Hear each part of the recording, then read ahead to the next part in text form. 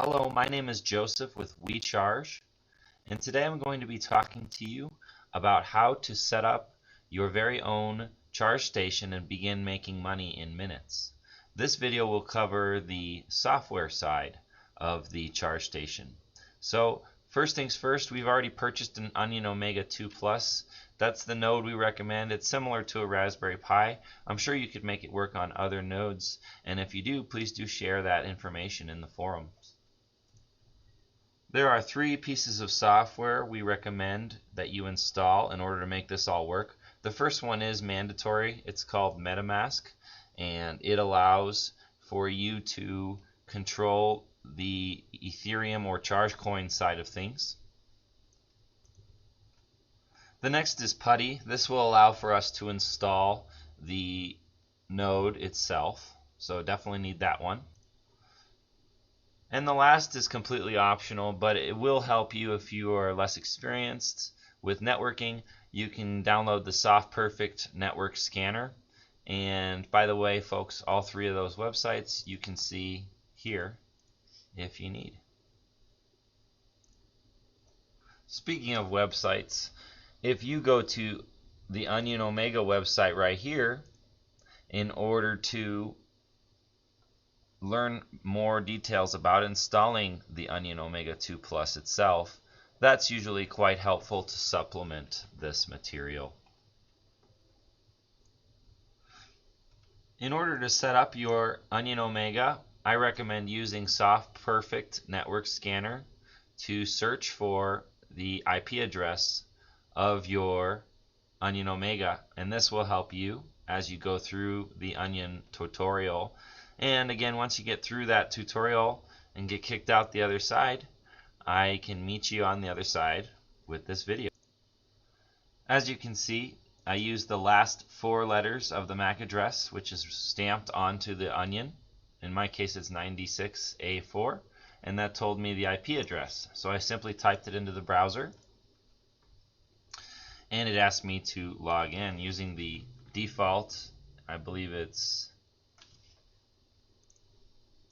the login is root, and the password is onioneer, as per the tutorial outlined by the node. We do recommend upgrading your node. Again, that's in the other tutorial, but once that's done, you can go ahead on over to PuTTY, and we know that it's 106 in this case, and we can load it in terminal. Same thing, root and onioneer, ONIONEER.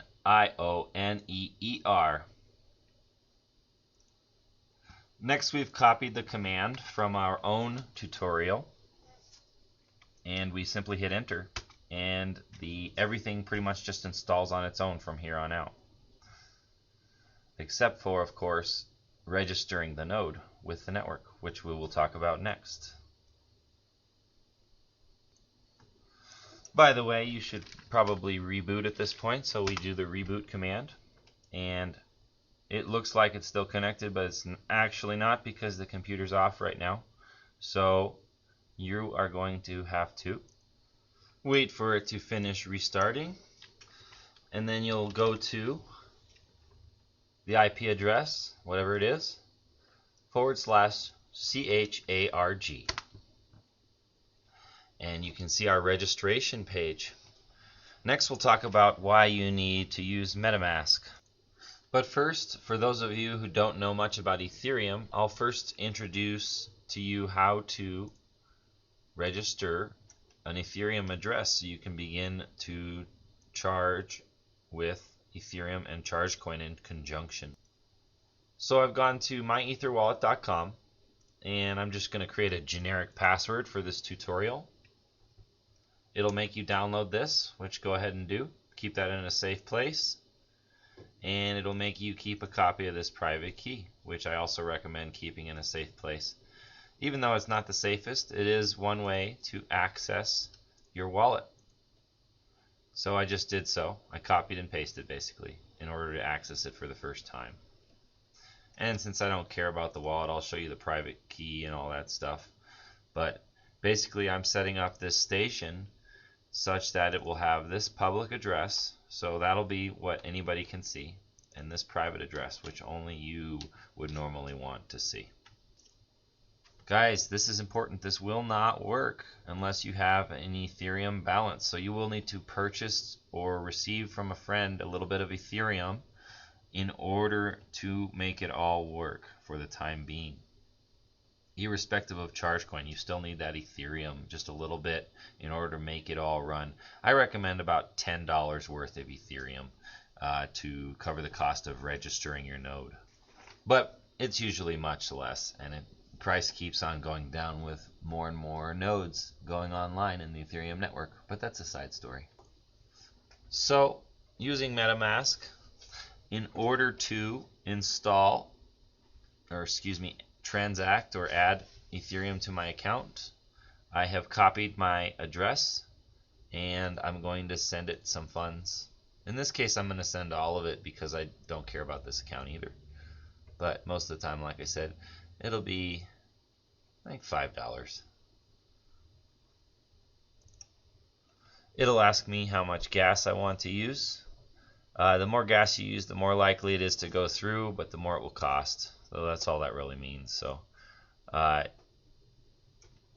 in this case, and of course in the spirit of this being a tutorial, I had insufficient funds, so I got to take a little bit less than my total amount to cover the transaction fee. Kind of annoying part of MetaMask, but there we go.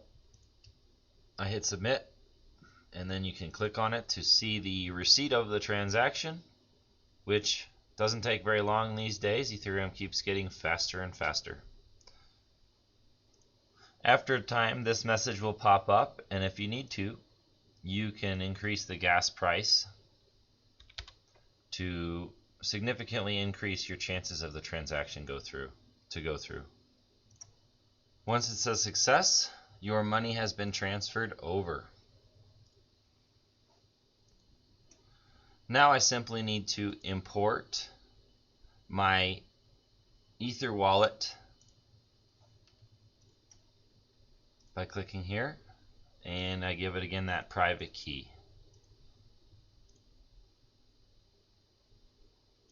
Oops.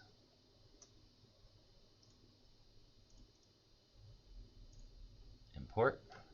Or if I was smart and didn't want to confuse you good people in the first place, I might have had you just create an account within MetaMask and not mess around with my Ether wallet. But then again, you now know two ways to access and move Ethereum based transactions. So you got that going for you, which is nice. Okay, now that my Ethereum address is imported into MetaMask, as you can see, it begins in 67924, same as here, 67924. And if I wanted to, I could export the private key, and it would show me, I'd have to give it my password, but it would show me the same private key as here. It's now one and the same, you guys. So moving back over to our node, I've copied the public address. I have account 10 in this case ready to go, and choosing between secure and fast. Secure makes it so that you get your Ethereum for sure. Fast provides your customers with a little bit faster transaction time, which I recommend for the time being. As the technology gets faster, you might switch over to secure, but since you stand to only lose about 20 minutes of charging time, I would just select fast. It won't, well, I should say 5 minutes of charging time. So select fast for the most part, and then if you notice that people are ripping you off for a couple of pennies worth of electricity, switch over to secure, but honestly fast. So then I click on save, and then I click on status, and you'll see it's not yet authorized, so we need to register the node. You must give the node a title, so we're going to call this one Sam's Club Fort Collins. For example, it doesn't really matter what you call it. Well, you should be professional probably, so I would call it something professional and relating to your... The node address is copied over. Guys, we do expect you to be honest about how many amps that your setup can handle, how many kilowatts it can handle in this case. So I've chosen 18 because that's what mine can handle. If you need help, please ask in the forums as to what any of this means. But we'll also set our charging rate. It must start with 0, so do 0 period, and then this is your charging rate of charge coin per second. So I would do probably something like that or even that to start. You can always change it later, but what you cannot change is your parking rate per second. So 0.0001, and I'm going to make, yeah, we'll just keep them like that for the time being. Parking rate cannot change. You have to re-register your node if you want to change your parking rate. Telephone number, this is just an example, so I will give you an example phone number. And notes, you could say something like legal terms, etc. Anything you want in there. Find on map, we're just going to do, well, I'll show you the errors. I always like showing the errors that could potentially arise so you don't get confused. But that means you should type in the address first and then click on find on map. So I've typed my address. I click find on map. It looks like it found itself. Great. So that's my address. Now it looks like nothing happened. This is where you might get snagged. You have to remember to go over to MetaMask and authorize the transaction was just transpired. I just checked the gas rates, which you can Google if you want to, or what is it? Ethereum gas price.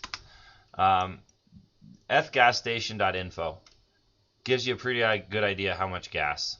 That's pretty much the most simple way.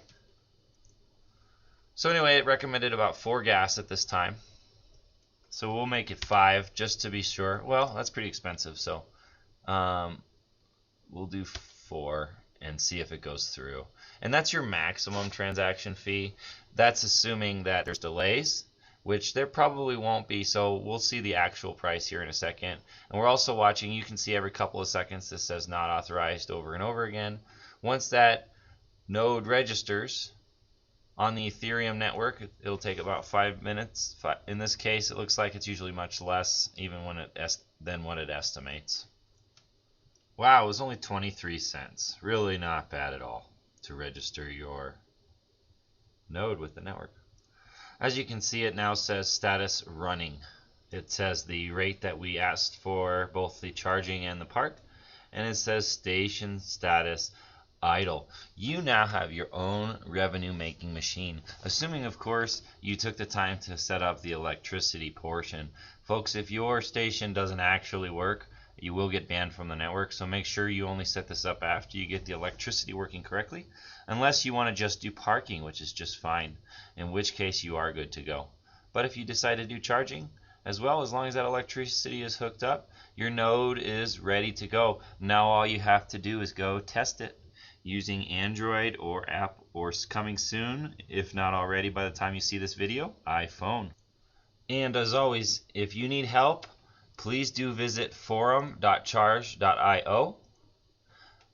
If you have successfully created a station, please share your story. That's what we need most. Share your story so others can join us.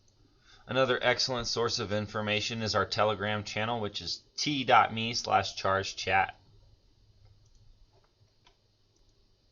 So that really is all there is to it on the software side of things. This website, which I found within the forums, details the electricity side of things. And again, please do be an active member of the community, as helping one another out is what's really ultimately going to make this thing take off. Best of luck in your new endeavor.